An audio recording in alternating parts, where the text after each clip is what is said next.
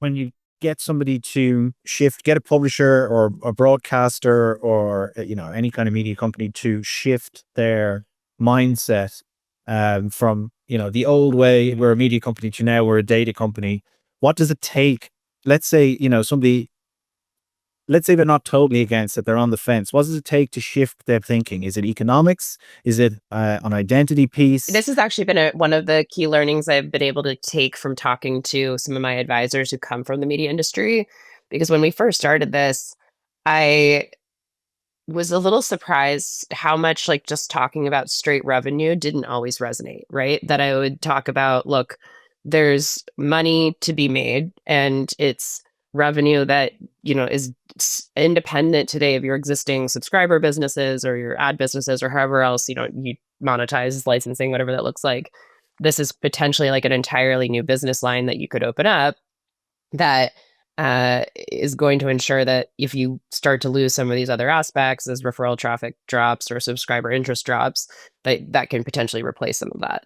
That didn't always land. And what I learned from talking to particularly one of my advisors was a longtime journalist for the New York Times.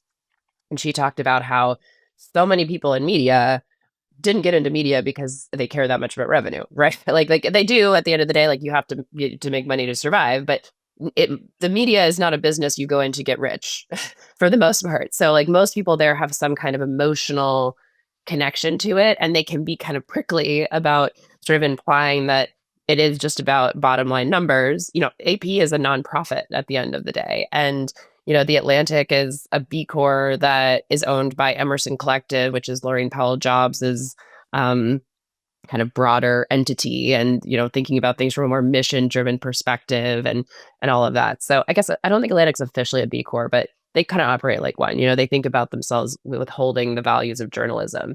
And so you kind of have to bring that into the conversation as well, which is like how do you want journalism to exist going into this next phase of technology? How critical that will be for journalism to retain some amount of its current cultural value.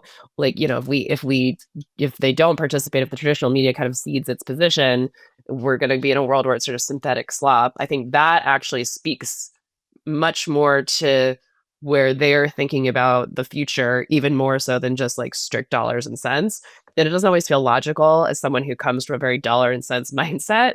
Um, Technology also sometimes like to think of itself as sort of saving the world bigger picture, but at the end of the day, like it's not quite as critical in that sense. And so I think having learned to speak a little bit more like in the media's language has, I think, helped build the trust and help build some of those opportunities a little bit faster, just given how they think about their role in society.